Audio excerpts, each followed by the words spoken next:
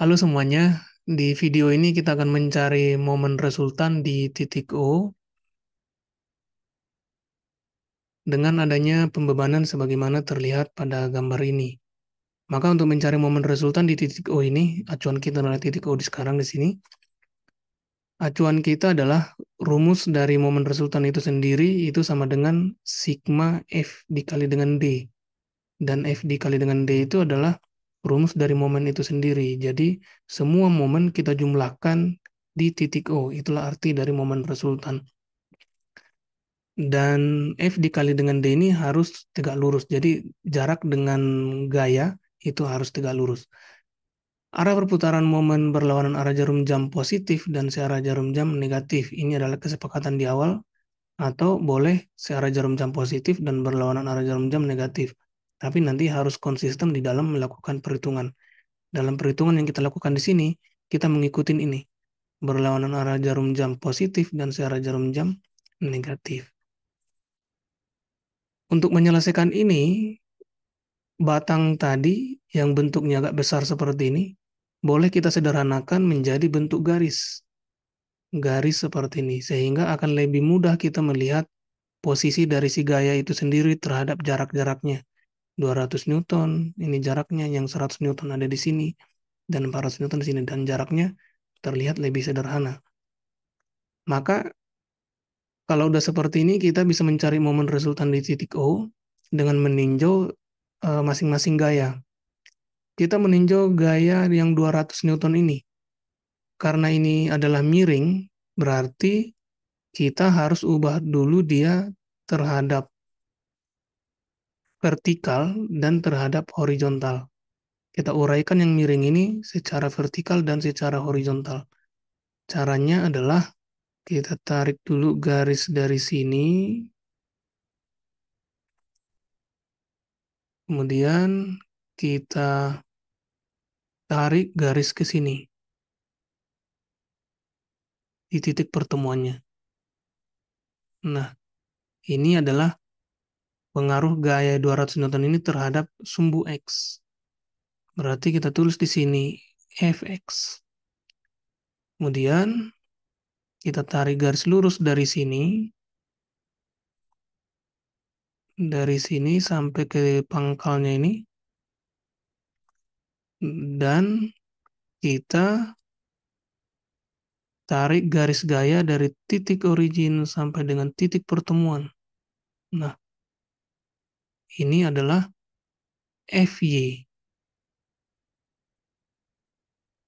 Kalau kita sudah uraikan terhadap Fx dan kita uraikan terhadap Fy, nanti yang 200 Newton ini tidak berlaku lagi. Jadi yang kita tinjau itu adalah Fx dan Fy. Berapa besarnya si Fx? Ketika diketahui di sini sudut 30 derajat, berarti ini membentuk segitiga siku. Atau segitiga siku-siku, panjang Fy ini sama dengan panjang Fy ini. Berarti ini juga seolah-olah adalah Fy. Ini ke sini. Untuk mendapatkan nilai Fy, kita bisa menggunakan aturan sinus. Sinus 30 derajat itu sama dengan depan per miring, berarti Fy dibagi dengan miringnya 200 Newton, berarti Fy per 200 Newton.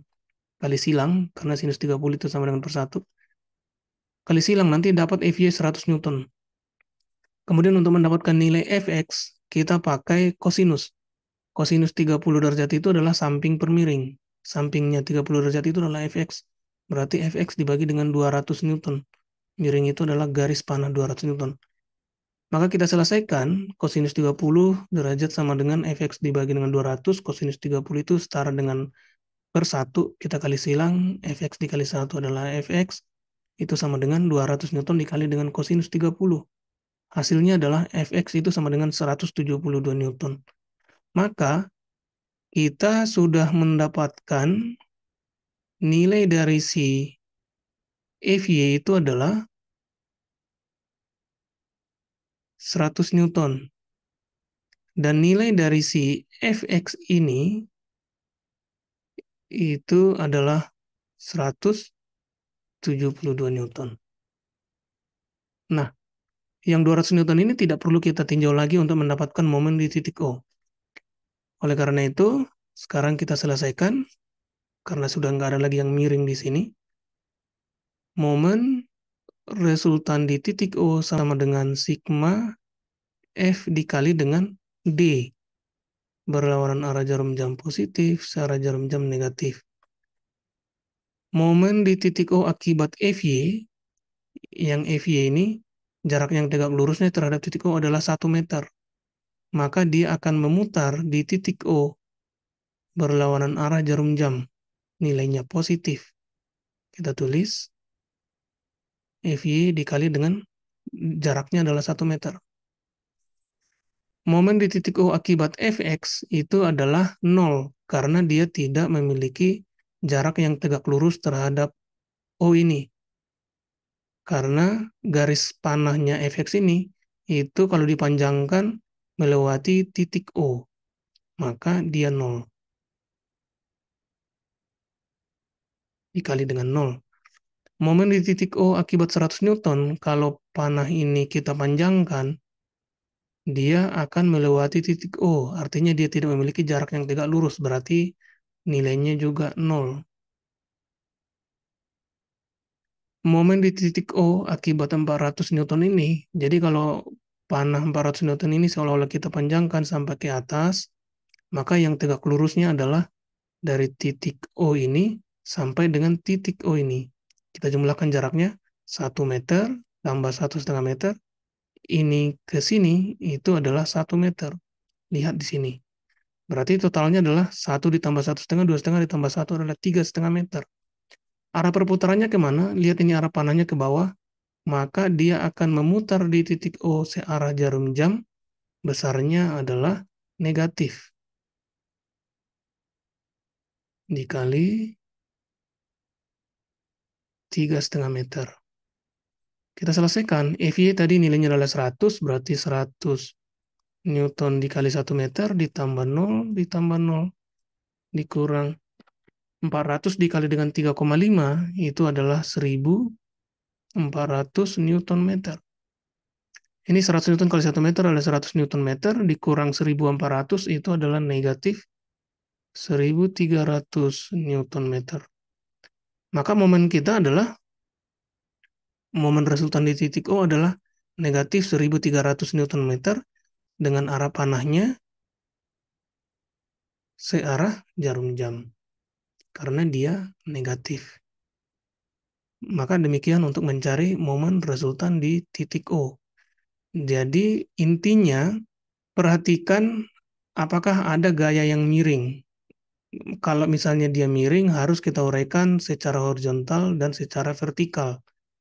Dan perhatikan apakah nanti ada batang yang juga membentuk kemiringan. Kalau misalnya ada batang yang berbentuk kemiringan, harus pintar-pintar mencari jarak gaya yang bekerja di batang itu, kemudian kita cari posisinya supaya dia tegak lurus terhadap titik O.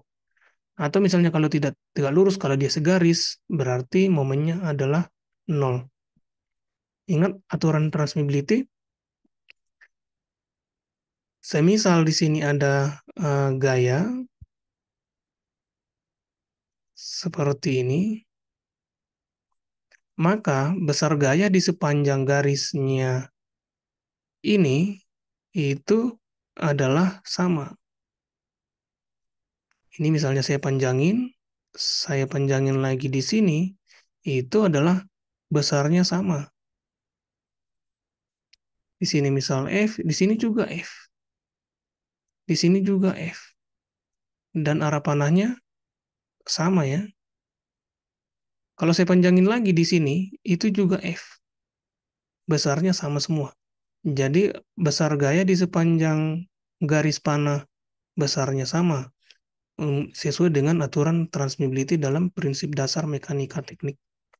Maka demikianlah untuk mencari momen resultan di titik O, sebagaimana terlihat pada soal ini.